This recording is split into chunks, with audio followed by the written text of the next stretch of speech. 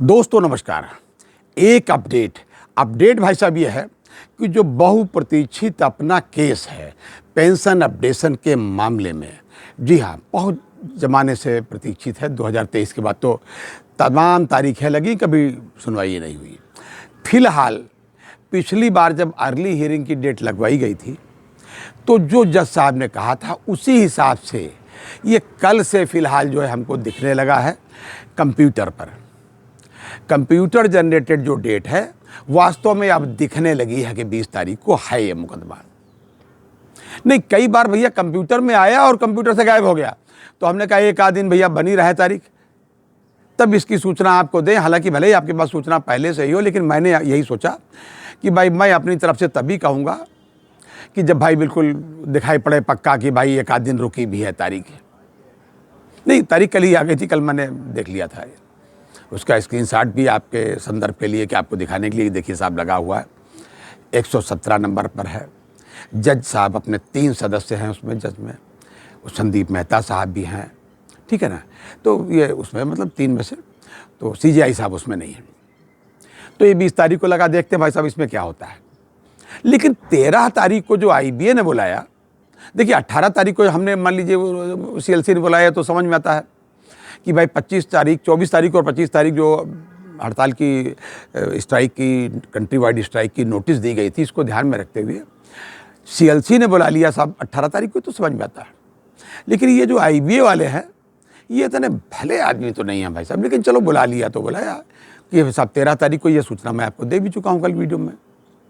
लेकिन मेरी जो समझ में आ रहा है भाई साहब कि इसका इफेक्ट कहीं ये नेगेटिव बेनिफिट उठाने का प्रयास हमारे मुकदमे में तो नहीं करेंगे IBA वाले, क्योंकि इनकी नीयत पर बहुत ज़्यादा भाई साहब हमारे जैसे और आप जैसे वरिष्ठ पेंशनर्स को भरोसा नहीं रहा। वरिष्ठ का मतलब है जो सीनियर से भी सुपर सीनियर जो भी हमारे पेंशनर हैं, रिटायरीज़ हैं, अब भरोसा भाई साहब ऊपर भगवान पर, नीचे कोर्ट में। IBA पर तो बहुत ज़्यादा भरोसा नहीं है।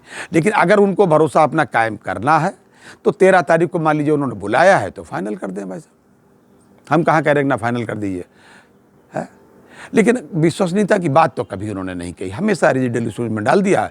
फिर टहलते टहलते इन पर बातचीत होते होते 10वां 11वां 12वां मतलब सभी सेटलमेंट हो जाते हैं। हो गया 12वां भी हो गया, 6 महीने के बाद तो साल भर हो गया भाई साहब। देखते हैं इसमें क्या होगा। लेकिन मुझे ये थोड़ा सा डाउट होता है, कहीं ये तो नहीं कहेंगे साहब वहाँ कोर्ट में, नहीं साहब हमारी इनकी बातचीत चल रही है, हम तो ये देखिए 13 तारीख को इनसे बातचीत की है और बातचीत में हम लोग थोड़ा सा विचार विमर्श कर रहे हैं, मामले को समझ रहे हैं, थोड़ा हमें समय दे दीजिए। और कुछ नहीं कर सकते। ये झूठ को सच में तो कोर्ट में परिवर्तित कर ही नहीं सकते। सुप्रीम कोर्ट में, सुप्रीम कोर्ट बहुत समझदार में बड़े विद्वान लोग उसमें बैठते हैं।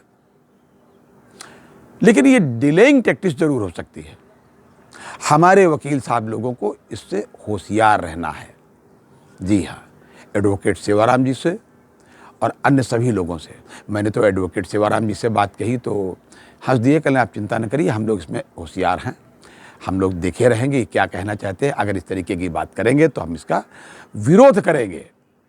लेकिन इनकी नीयत पर हम जो है प्रश्न चिन्ह हमेशा अब उठता ही उठता है।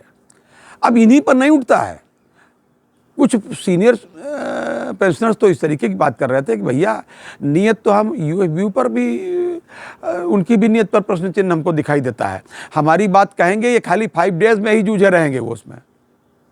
लेकिन देखते हैं भाई, हमको बहरहाल कोर्ट केस पर पूरा भरोसा है। MC सिंगला साहब का केस मील का पत्थर का केस है, निर्णायक केस है, हमारे सबका भाग्य का समझ लीजिए लैंप जलाने वाला केस है।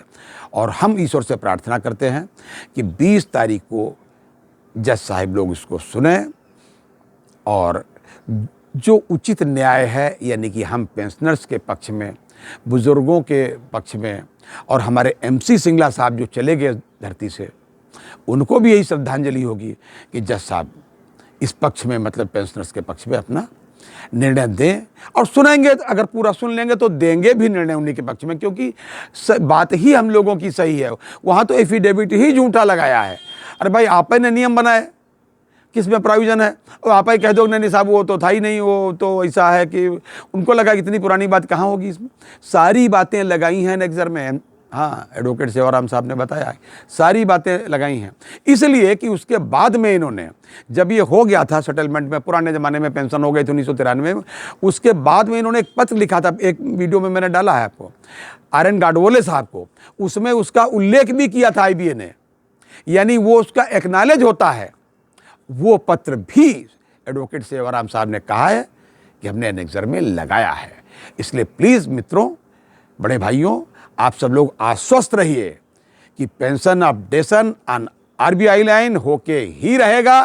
पेंशन अपडेशन आपको एरियर के साथ मिलेगी बढ़ करके, और आप अपने ही जीवन काल में इसका बहुत वर्षों तक उपभोग करेंगे। इसलिए प्लीज़ अपनी सेहत का पूरा ध्यान रखिए। ये था आपका अपडेट। अगली बार किसी अन्य अपडेट के साथ फिर हाजिर होते हैं, तब तक के लिए इजाज़त दीजिए। जय हिंद, जय भारत, नमस्कार।